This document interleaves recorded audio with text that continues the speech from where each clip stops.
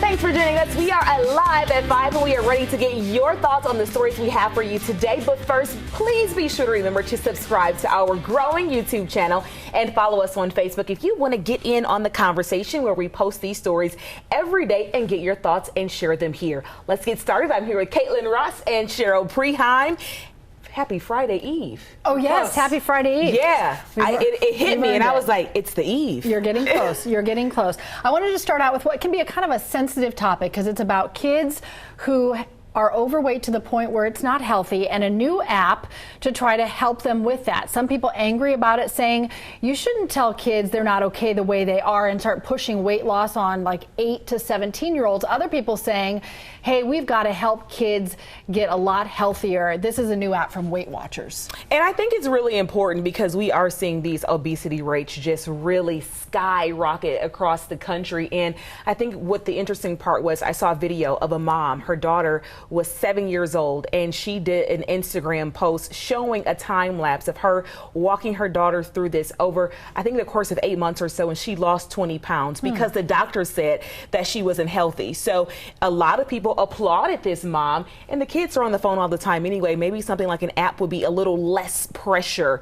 than, you know, you have to do this, you can't have anything. And Weight Watchers is pretty flexible too, right? They are, but it kind of rubs me the wrong way. When I hear weight loss app for kids, I'm like, I don't know. I don't know that I feel comfortable talking to kids about their bodies, and maybe it's a conversation to have with parents about how do you serve healthier meals for the family, how do you incorporate walking with your kids or playing sports with your kids, but to put it on a kid makes me feel a little bit weird. Feel like they'll be labeled that at such an early age and then they'd be labeled that their whole life. Right. All right, I could see that. It's interesting though, Aisha, you talked about the numbers. I was really interested in what the numbers specifically are in Georgia. So I did some research. 2 to 4-year-olds, 13% are considered obese in this state of Georgia. 10 to 17-year-olds, 18.4%, number 8 in the country that Georgia has for kids, those age groups, for obesity rate. So no question, this is a really important topic and very needed because the adult rate is climbing as well. It's climbed about 10% over the last decade. Right now for adults in Georgia, 31.6% considered obese. And this is not a vanity issue. This is a health issue for From sure. a health perspective, I think it's also really good to introduce it as early as you can because, you know, when you get too far gone, it's so hard. And maybe if you catch it sooner, you're able to show them these ways and these habits earlier in life, and they become healthy adults as well, because we're not doing good either. And I think a lot about access. I think there's a lot of families out there that would like to choose food differently, but it's about access and affordability for a lot of people. All right. Yeah, I think that is a good way to look at it too. All right. Really quick, I did want to mention Dr. Sujatha Reddy had some great advice for parents. If you're wondering how do I handle this, let's take a listen. But what we try to do is focus on healthy lifestyle changes. You don't want to get into, weight and looking good and things like that with adolescents and children. So whatever process we can go through, be it an app, be it a nutrition counseling appointment, any of those things really need to be done, but it really needs to be looked at as a family as a whole, because often, this is a family problem, not just a, child's problem. It needs to be addressed that way. All right, so parents, let's help each other out. If you have good ideas about how to teach your kids about nutrition, help them eat healthier, maybe they don't like to eat the vegetables, whatever it is, share your ideas, and we'd love to hear your comments on this idea of some weight loss alternatives specifically for these younger kids. Yeah, absolutely. I have a real bizarre story to share with you today. Okay, we're ready. An 18-year-old dog kidnapped out of his own backyard. This is strange. So a couple from out of town is riding the scenic train in Blue Ridge. They see a dog out the train window who they think looks abandoned. So they really go the extra mile here.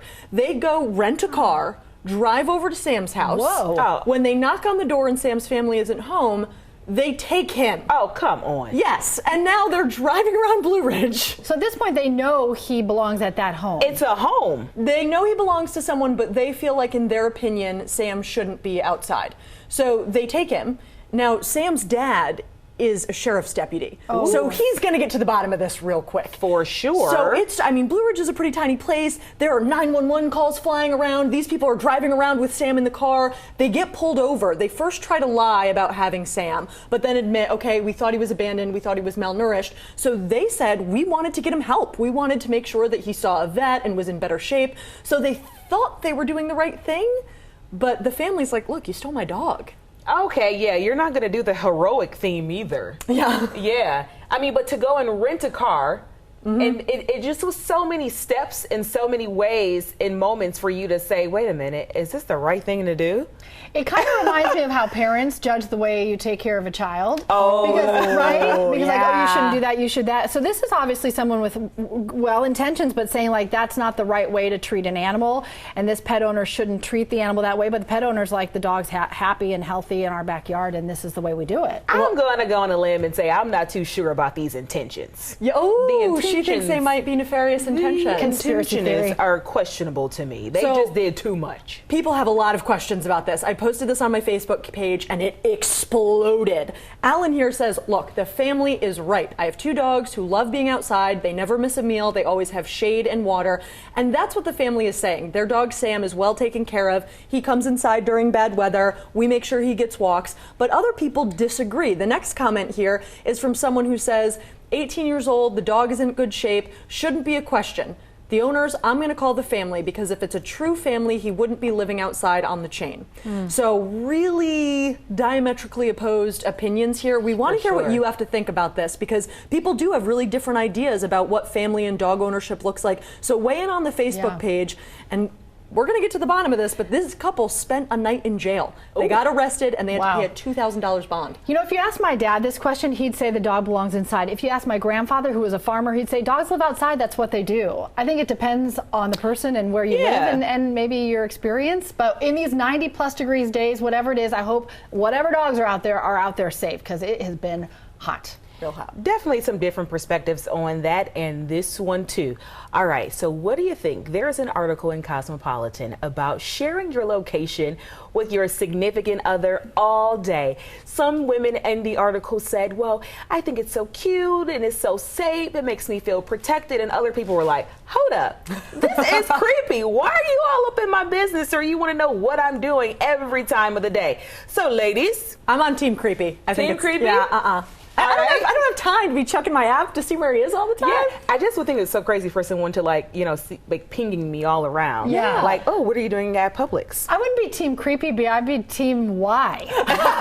Yeah. Why? I mean, one, hopefully you've got a trusting relationship and you're not wondering, I just want to make sure they're going where they said they went. I don't know. And I listen, we're too busy. I can hardly remember where I just was. I can't even tell you where I'm going next sometimes, right? And I think, too, some people, and when you talk about creepy, I think it can get a little bit more serious than us laughing about it, saying that it's creepy, and just being a little bit... About safety? Safety, but on the other side, invasive in an unhealthy way in a relationship. Controlling. And so, a little bit too controlling, yeah. So let's see what you guys had to say about this. I went the other route, and I posted this one on my Instagram. That's me explaining to the people what it was. Look at that. 79% creepy, 21% of people said it's cute. So, not sure. It depends on, the status of your relationship, as long as you're making it, something that you feel comfortable with. If both parties agree and it's healthy, a lot of guys and women said that when you're getting off work and it's that commute time, I want to make sure you're making it home safe. So, I have a friend who uses it. She and her husband use it, and that's exactly why they use it. Yeah. She wants to know when he's going to be home from work. She wants to know if he's stuck in traffic. And she said, I want to know if I need to get annoyed because he's not on his way home. Right. So Dinner's getting cold. Yeah, for them, they love it, and it works for them. So I guess it's one of those things where if it works in your relationship and you're both happy with it, find my friends. And you don't have to do it all the time. So this comment was very interesting from a family perspective. Let's see what Erica had to say. She says, I share it when in unfamiliar spaces by myself or with the kids and he's not there. Cute. Otherwise, it's creepy. LOL. Oh. So there's a time and place, right? Mom's out with the kids and she's like, Dad, I just want you to know where we are. Erica actually got me thinking about something else. I want this device for all of my children. Oh, yeah. especially yeah. as they get older, because my kids are starting, my oldest is 11, like as they get older, as they're teenagers, oh, I want to ping it. I want to ping everywhere you are. Sorry, kids. I'm so sorry One that I to put introduced away. your mom to this. Note to self. All right, we want to know what you think about all of our stories. Leave your thoughts and your comments below. Keep our conversation going, and don't forget to subscribe to our YouTube channel. We post every weekday. Follow us on social media so your comments can be part of our show as well. We'll see you tomorrow.